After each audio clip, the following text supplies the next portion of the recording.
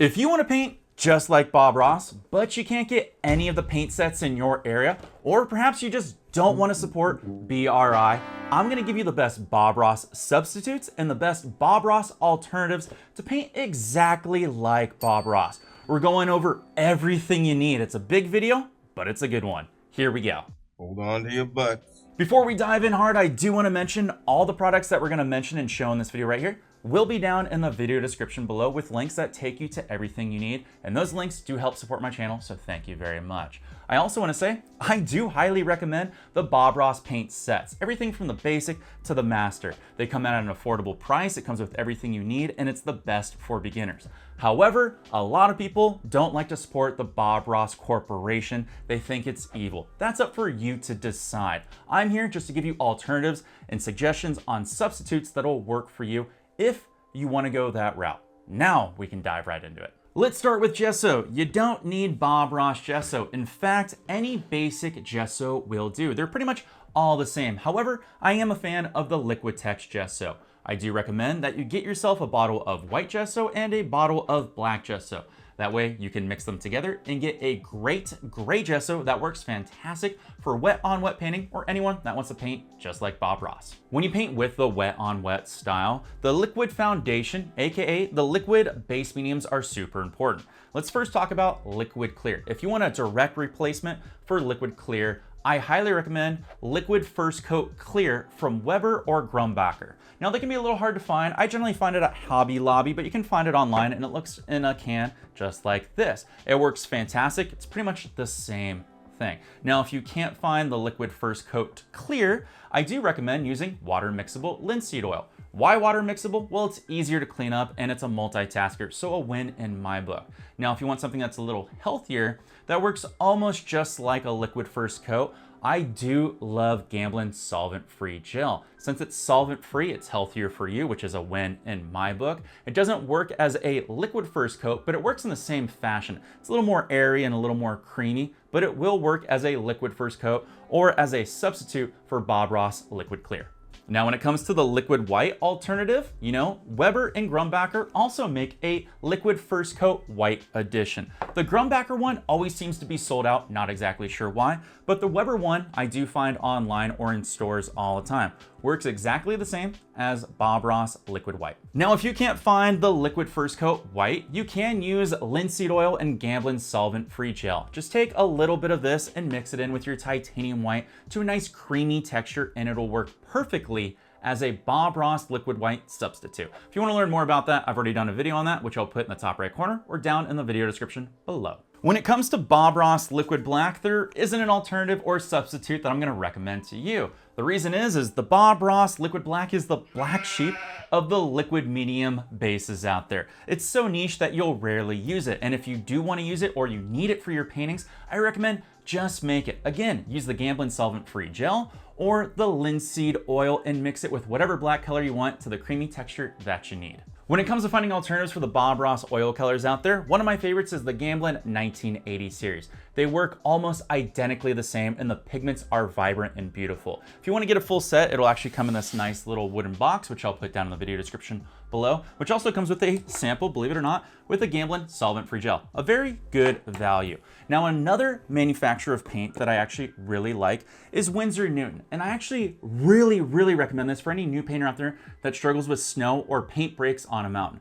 The Winsor Newton titanium white is very firm, extremely firm, and breaks with ease. You can also use them for all other elements in your painting, but I do require that it probably will have to be broken down into a more workable state, which again is why I also recommend the Gamblin solvent-free gel. The Gamblin solvent-free gel with Winsor Newton any color paint out there work fantastic together. When it comes to a substitute for the Bob Ross mixing palette, pretty much any mixing palette will do, provided that it's large and that it's sturdy. So do a search for that and read the reviews. But if you want me to point you to one in an awesome loophole that I think I've discovered, is the Bob Ross mixing palette is made by a company called Martin & Co. At least it used to be. However, Martin & Co. still makes that same mixing palette, just without the Bob Ross branding and labeling on it. So you can buy that online through Martin & Co. or through their Amazon store. The only problem here is it may not be available in your area. I think it might only be available in North America, but check the link down below to see if you can get it in your area. When it comes to palette knives, you have plenty of options. Here's the Bob Ross palette knife, and here is a knockoff Bob Ross palette knife. The only thing it doesn't have is branding on it, which is fine in my book if you're looking for an alternative and substitute. There's also a bunch of knives that are just basic metal tops and wooden handles. They work fine and fantastic and are affordable. The ones I like the most are Rapino ones. I've used them plenty of times. And if you do get a palette knife, make sure you get 2 of them. Make sure you get a large one and a small one. Trust me, it'll help you when you do your painting. When it comes to the Bob Ross beater rack, the alternative and substitute for this is just make sure that you search on Amazon kitchen cabinet wire rack. It's pretty much the same design and same thing.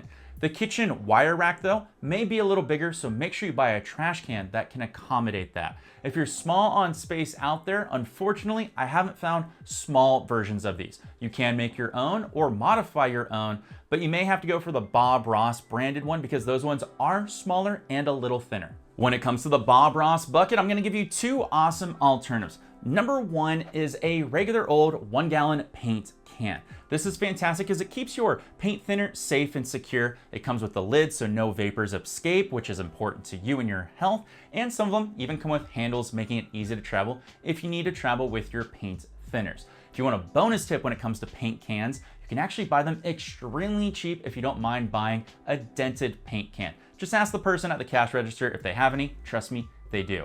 The other awesome option is this right here. These are multi-mixing buckets where you normally find these in the tiling or grout section of your hardware store.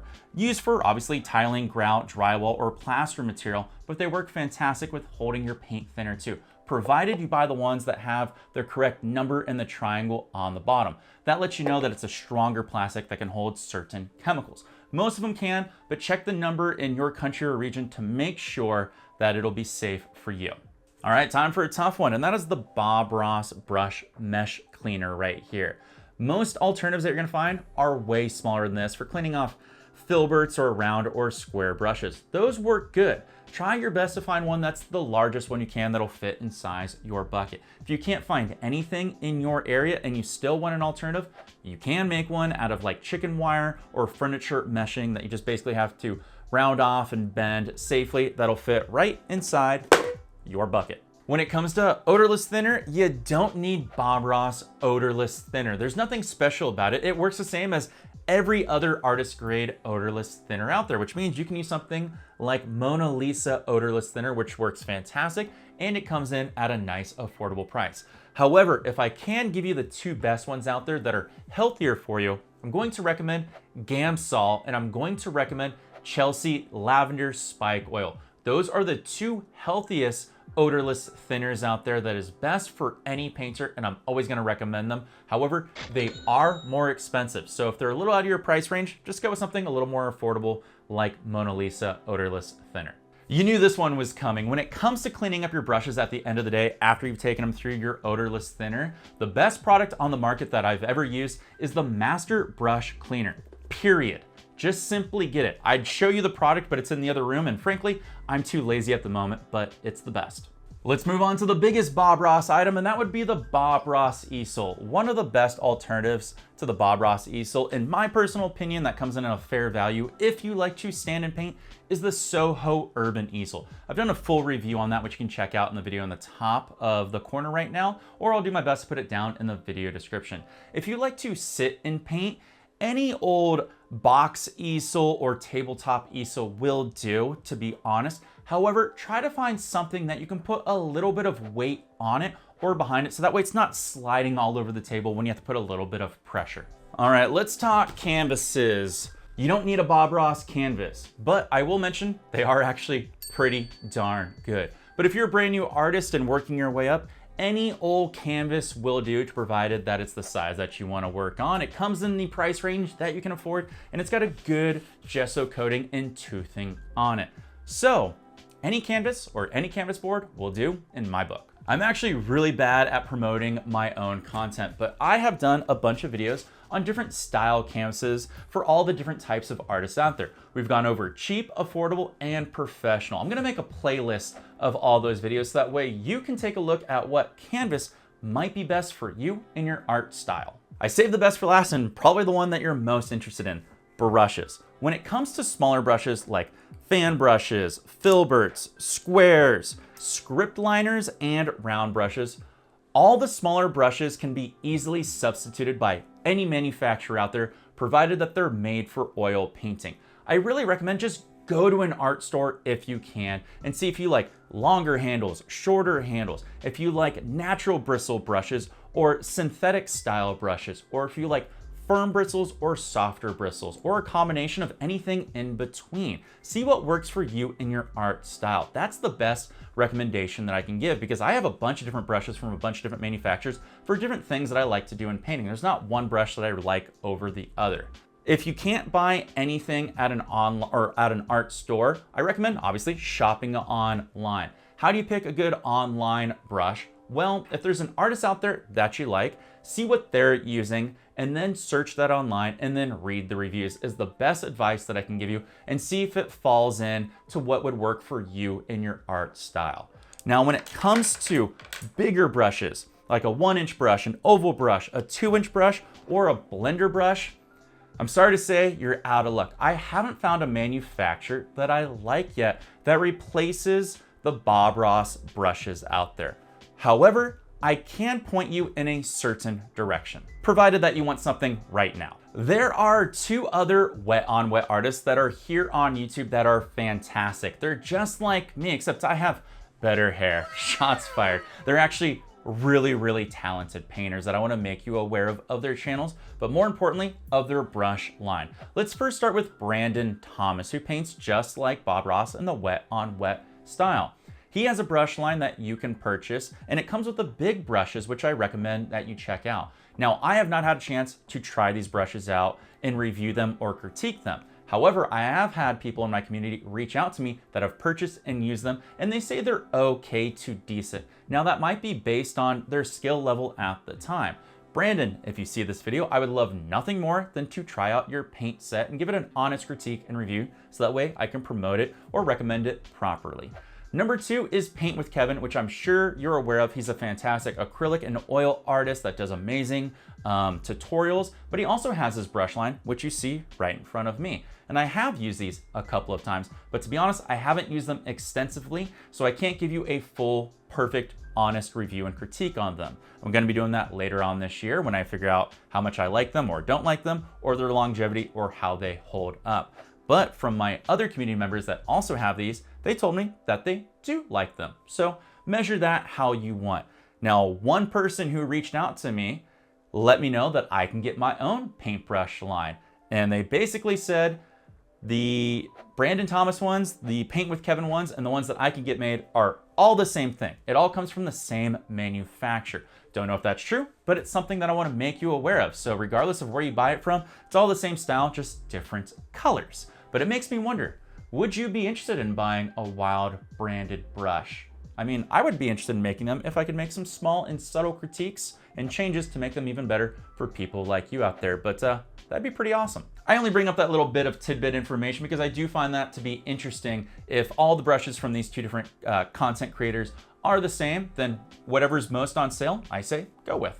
One more thing I want to talk about when it comes to the big Bob Ross brushes and their alternatives and substitutes is you don't need an exact replacement. You can paint fantastically with crappy 2-inch and 1-inch brushes that you can get from your local hardware store. These right here are called chip brushes, and they cost under $1 per brush. Sometimes, like this brush here, under 50 cents. I generally teach my students, my beginning students at least, how to paint with these crappy brushes. Why, you ask? If you can paint decent with a crappy brush, you're gonna start to paint fantastic when I introduce you to good brushes. These right here are some of the best alternatives and substitutes if you don't want to shop with the Bob Ross company. Now, I have created a starter kit that I do recommend that you check out, which I'll put in the video description down below, that goes over a lot of the materials that we talked about here, but it also goes over what to avoid or pitfalls that you shouldn't buy. And it also gives you some other alternatives that may be best for you or within your country or region. So do me a favor and download that PDF because it helps support me. Now, if you want to learn anything more about any of these products, I've done videos pretty much on all of them that go in depth and give you tips and tricks and some hacks on some of them. I'll do my best and I'll put a couple of those videos over to the side. This was a big video, so do me a huge favor, like and comment and share it with your friends because it took me so long to make that it was sunny when I first started and I'm gonna pan over later and now it's dark. So I'm gonna go get dinner. I'll check you all later. Thanks for watching and of course, peace.